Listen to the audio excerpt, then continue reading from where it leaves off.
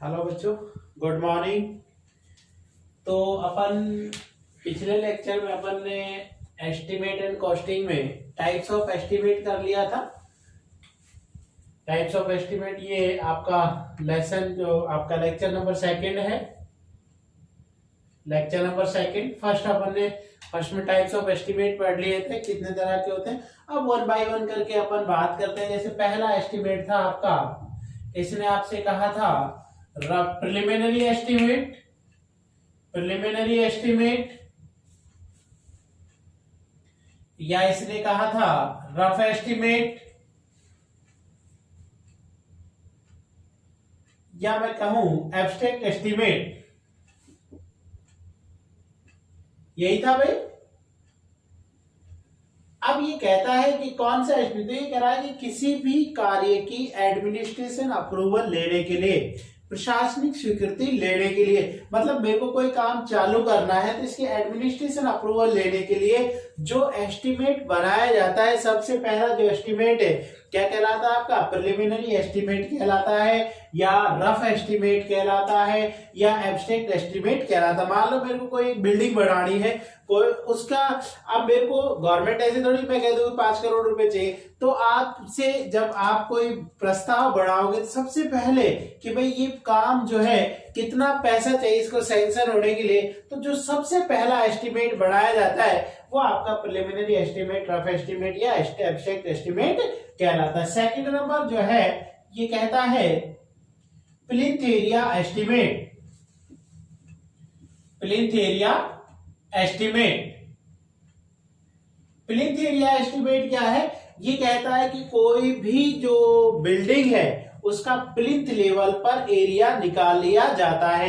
Plinth area, मान लो ये कोई एक बिल्डिंग है, ये कोई कमरा है, तो ये क्या है प्लिंथ लेवल पर, मान लो ये मेरा प्लिंथ लेवल हो गया, तो प्लिंथ लेवल पर इसकी आउटर टू आउटर डायमेंशन, बाहर से बाहर की जो डायमेंशन है वो ज्ञात कर ली जाती है। मतलब आपका बाहर से बाहर की डायमेंशन लेकर, मतलब जैसे मान लो इस दीवार के आउटर से आउटर, इस दीवार के आउटर से आउटर, लंबाई और चौड़ाई निकाल ली मैंने।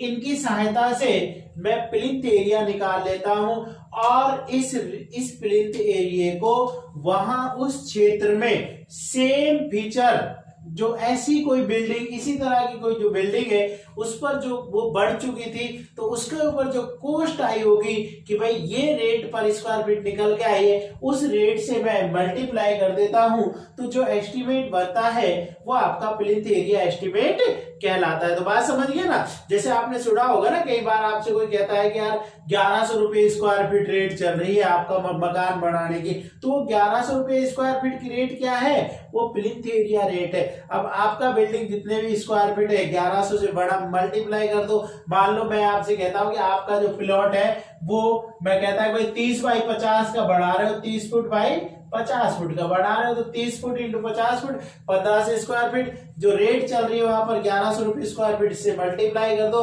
आपकी जो है आपकी बिल्डिंग में आने वाला खर्चा आपको पता लग जाएगा भाई कितने में ये आपका बन जाएगा। तो प्लिंथ एरिया एस्टिमेट में कुछ एरिया जैसे होते जो कंसीडर नहीं किए जाते, जैसे ओपन यार्ड्स होते हैं आपके, ओपन कोर्ट यार्ड, खुले आंगन वगैरह होते हैं, जो बीच में जो खुले एरियाज है, ओपन एरिया वगैरह, ओपन कोर्ट यार्ड वगैरह जो है, खुले एरिया जो होते हैं, ओपन कोर्ट यार्ड, इनको आंगन बोलते हैं। आंगन है ना, आंगन जो होंगे, जो खुले आंगन है, ये कंसीडर नहीं किए जाते। मतलब अगर कोई कोर्ट यार्ड वगैरह है, उसमें मान लो मैं कहता है 1500 स्क्वायर फीट है और बीच में कोई कोर्ट यार्ड है 10 बाई 10 का, 100 स्क्वायर फीट है, तो घटा दूंगा, वहां प्लिंथ एरिया 1500 की जगह 1400 ही आपका रह जाएगा। तो इस तरह से जो एस्टिमेट बनता है या कहलाता है वो आपका प्लिंथ एरिया एस्टिमेट कहलाता है। थर्ड क्या है? थर्ड ये आपसे कहता है कि क्यूबिकल एस्टिमेट। क्यूबिकल एस्टिमेट या कहो क्यूब रेट एस्टिमेट।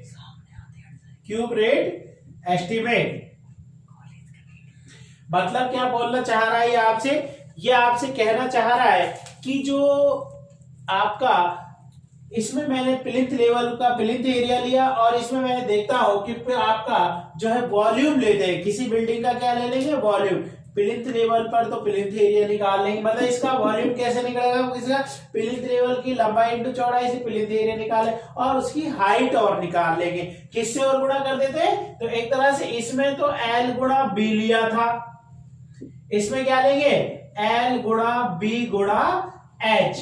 तो ये तो वही प्लिंथ की डायमेंशन है जो अपन ने देखा था, प्लिंथ के जो एरिया डायमेंशन जिनसे अपन प्लिंथ एरिया निकाल रहे थे, आउटर टू आउटर डायमेंशन, और हाइट और ले लिया।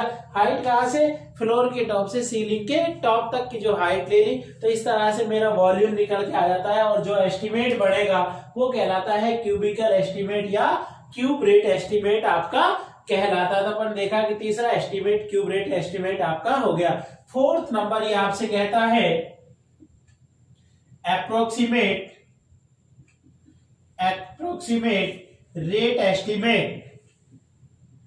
अप्रोक्सीमेट रेट एस्टिमेट आपका क्या है, अप्रोक्सीमेट रेट एस्टिमेट में ये उस बिल्डिंग की दीवारों की लंबाई, रनिंग लंबाई ज्ञात कर लेता है और जो क्षेत्र में पर रनिंग मीटर वॉल का जो आपका रेट चल रही है उससे मल्टीप्लाई करके जो एस्टिमेट बनता है वो आपका अप्रोक्सीमेट रेट एस्टिमेट आपका कहलाता है। तो अपन ने 4 देख लिए अभी तक, प्रिलिमिनरी, प्लिंथ एरिया, क्यूबिकल और अप्रोक्सीमेट रेट एस्टिमेट। जब भी आपके एग्जाम होते तो हमेशा टाइप्स ऑफ एस्टिमेट में से 9 नंबर, 8 नंबर या 18 नंबर, ज्यादा 9 नंबर का क्वेश्चन या 12 नंबर का क्वेश्चन आपसे वो पूछता ही रहता है, हमेशा पूछता है आपसे। 5वां नंबर जो है ये कहता है डिटेल्ड एस्टिमेट। क्या है आपका, डिटेल्ड एस्टिमेट। डिटेल्ड एस्टिमेट आपका क्या होगा, यह आपसे कहता है कि किसी भी प्रोजेक्ट का डिटेल्ड एस्टिमेट, मतलब मेरे को एक्चुअल कॉस्ट निकालनी है, एक तरह से बेस्ट रिलायबल है, ये बेस्ट रिलायबल एस्टिमेट है, बेस्ट रिलायबल एस्टिमेट है। बेस्ट रिलायबल का मतलब सबसे विश्वसनीय एस्टिमेट, इससे प्राप्त जो रिजल्ट है वो बहुत ज्यादा एक्यूरेट होते हैं, लगभग जो आपकी एक्चुअल कॉस्ट है उसके आसपास इससे जो है आपकी कॉस्ट निकल कर आ जाती है। एक्चुअल तो नहीं निकलेगी लेकिन बिल्कुल उसके आसपास ही आपका कहीं निकल कर आ जाती है। तो सबसे अच्छा, क्योंकि इस एस्टिमेट को बनाने के लिए डिटेल्ड ड्राइंग्स, डिटेल्ड स्पेसिफिकेशन, काम में किस ग्रेड का पैसा वो लग रहा है आपका जो है, कि सीमेंट लग रहा है, किस ग्रेड के सैंड लग रहा है, किस ग्रेड का एग्रीगेट, तो बिल्कुल जो डिटेल्ड स्पेसिफिकेशन है वो मेरे को इसके अंदर चाहिए। तो ये जो एस्टिमेट है क्या कहलाता है, बेस्ट रिलायबल एस्टिमेट कहलाता है, सबसे विश्वसनीय एस्टिमेट, इससे प्राप्त रिजल्ट है वो बहुत ज्यादा एक्यूरेट आपके होंगे। 6वां नंबर जो है ये आपसे कहता है, 6 नंबर ये आपसे कहता है कि रिवाइड एस्टिमेट। 6वां नंबर क्या है आपका, रिवाइड एस्टिमेट। 6वां नंबर जो है ये कहता है रिवाइड एस्टिमेट।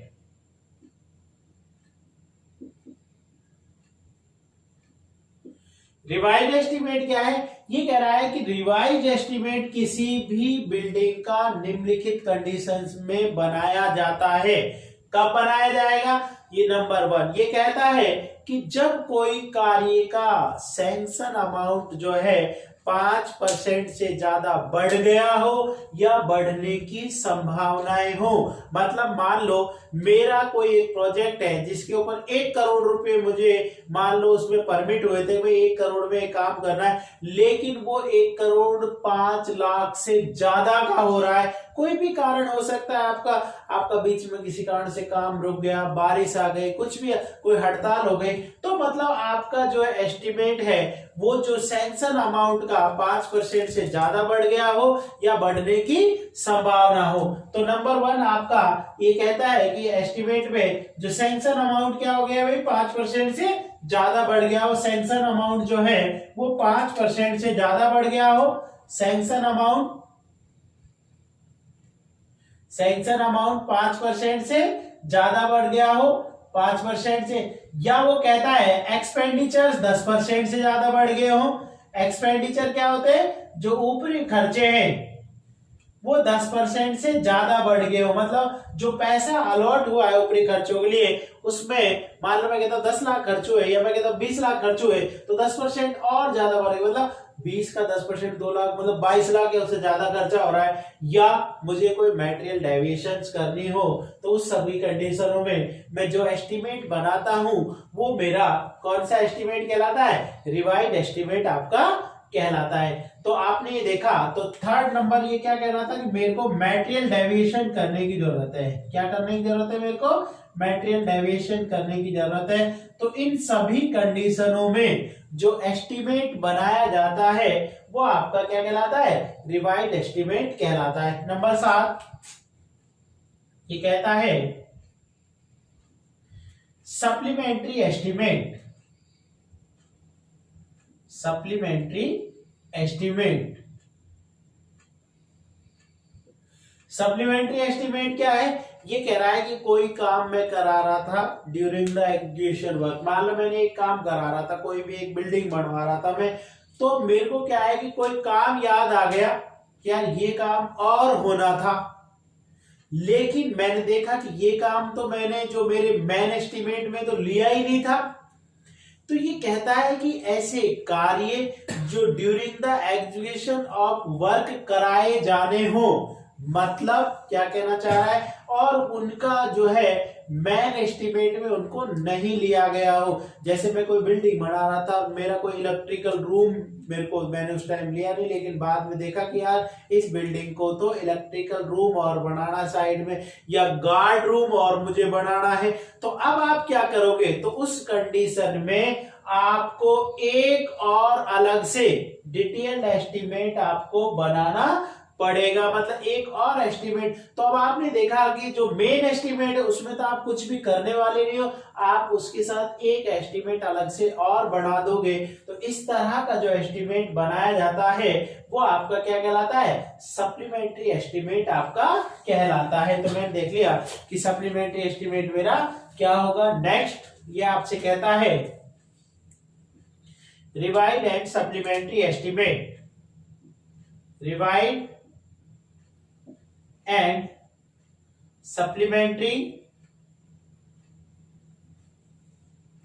एस्टिमेट। रिवाइज्ड और सप्लीमेंट्री एस्टिमेट क्या है, यह आपसे कहता है कि मेरे को क्या करना था कि कोई एक काम मैंने किसी कंपनी को दिया और किसी भी कारणवश, कोई भी कारण रहा, वो काम पूरा नहीं हो सका, मान लो वो काम बीच में ही क्या रह गया, अधूरा रहेगा, वो काम कंप्लीट नहीं हो सका। तो उस कंडीशन में जब मैं देखूंगा तो मैं एक और जो है एस्टिमेट बनाता हूं, वो जो एस्टिमेट है रिवाइज एंड सप्लीमेंट्री एस्टिमेट कहलाता है। तो कब पड़ेगा ये कह रहा है कि एक काम मैंने दिया किसी को, अब या तो वो काम उस कॉन्ट्रैक्टर ने बीच में छोड़ दिया, या तो ऐसा हो सकता है कि मैंने कोई काम दिया और वो काम बीच में किसी कॉन्ट्रैक्टर ने छोड़ दिया, वो उस कॉन्ट्रैक्टर ने पूरा नहीं किया। या क्या कारण हो सकता है कि कोई एक स्ट्रक्चर है, जब मैंने बढ़ाया था उस टाइम तो हो सकता है मेरे को 10 मंजिल बढ़ाने थे, लेकिन बाद में देखा कि मैंने 4-5 मंजिल बढ़ाए, 6 मंजिल बढ़ाए, तो मैंने पूरे स्ट्रक्चर की डिजाइन चेंज की। अब पूरे स्ट्रक्चर डिजाइन चेंज की तो उसमें सरिया वगैरह, मतलब आपका डिजाइन चेंज करने के कारण उसमें कुछ सेविंग्स आ गई और बचे हुए कार्य की जो कीमत है वो 95% से कम रह गई। मतलब मान लो मैं ये कहता हूं कि 1 करोड़ का काम था पहले जब एस्टिमेट बढ़ाया, अब उसके डिजाइन डिजाइन वगैरह चेंज हो गए और अब वो काम 92 लाख का ही रह गया, मतलब 8 लाख कम हो गया आपका। तो ये कहता है कि यदि कोई भी कार्य किसी कॉन्ट्रैक्टर के द्वारा बीच में छोड़ दिया जाए या उसकी डिजाइन जो है उसमें चेंजेज आ जाए और बचे हुए कार्य की जो कीमत है वो 95% से कम रह जाए, क्या है आपका, लेस देन 95%, एक तरह से लेस देन 95%, बचे हुए कार्य की जो कीमत है वो 95% से कम रह जाए, तो इस कंडीशन में जो एस्टिमेट बनाया जाता है वो आपका रिवाइज एंड सप्लीमेंट्री एस्टिमेट कहलाता है। तो ये आपका हो गया revise and supplementary estimate. Next number कौन सा है भैया आपका, नवा number annual repair and maintenance estimate, AR and AM estimate. क्या कह रहा है ये आपसे कहता है कि कोई भी जो प्रोजेक्ट होते हैं इनमें हर साल अगर इस स्ट्रक्चर की लाइफ मुझे लंबी रखनी है, मुझे ज्यादा दिन स्ट्रक्चर को चलाना है, तो मुझे हर साल इस स्ट्रक्चर की रिपेयर और मेंटेनेंस कराई जानी चाहिए, या प्रत्येक वर्ष इसमें रिपेयर और मेंटेनेंस पर काम होना चाहिए। तो इस कंडीशन में आप जो एस्टिमेट बनाते हैं वो आपका क्या कहलाता है, annual repair and maintenance estimate कहलाता है। तो एक तरह से उस प्रोजेक्ट का जो है प्रति वर्ष मेंटेनेंस करने के लिए जो एस्टिमेट आप प्रिपेयर करते हैं क्या कहलाता है, annual repair and maintenance estimate आपका कहलाता है। तो ये मेरे 9 तरह के एस्टिमेट हो गए जिनके बारे में मैंने 1 बाय 1 करके आपको डिस्कस कर लिया है। तो सप्लीमेंट्री एस्टिमेट क्या था, extra work done during execution of work. तो मेरे 9 टाइप के एस्टिमेट हो गए। वापिस एक बार इनको मैं रिपीट कर देता हूं ताकि मैं आपको समझ आ जाए। पहला प्रिलिमिनरी एस्टिमेट, रफ एस्टिमेट या एब्स्ट्रैक्ट एस्टिमेट। ये क्या, किसी कार्य की प्रशासनिक स्वीकृति लेने के लिए जो एस्टिमेट बनाया जाता है प्रिलिमिनरी एस्टिमेट, रफ एस्टिमेट या एब्स्ट्रैक्ट एस्टिमेट कहलाता है। Plinth area estimate, plinth area estimate में किसी प्रोजेक्ट की प्लिंथ लेवल पर लंबाई और चौड़ाई निकाल दी जाती है जिनकी सहायता से प्लिंथ एरिया आपका ज्ञात हो जाता है। उस क्षेत्र में प्रचलित जो है प्लिंथ एरिया रेटों से मल्टीप्लाई करके जो एस्टिमेट बनता है वो प्लिंथ एरिया एस्टिमेट कहलाता है। नेक्स्ट है क्यूबिकल एस्टिमेट या क्यूब रेट एस्टिमेट। दोनों बेसिक फर्क क्या है, क्यूबिकल एस्टिमेट और क्यूब रेट एस्टिमेट आप देखोगे उसमें एरिया निकाला गया था, इसमें वॉल्यूम निकाला गया है। तो एक तरह से मोर एक्यूरेट होता है किसकी तुलना में, प्लिंथ एरिया एस्टिमेट की तुलना में ये मोर एक्यूरेट होगा, ज्यादा शुद्ध होगा इसकी तुलना में। तो more accurate compare to plinth area estimate.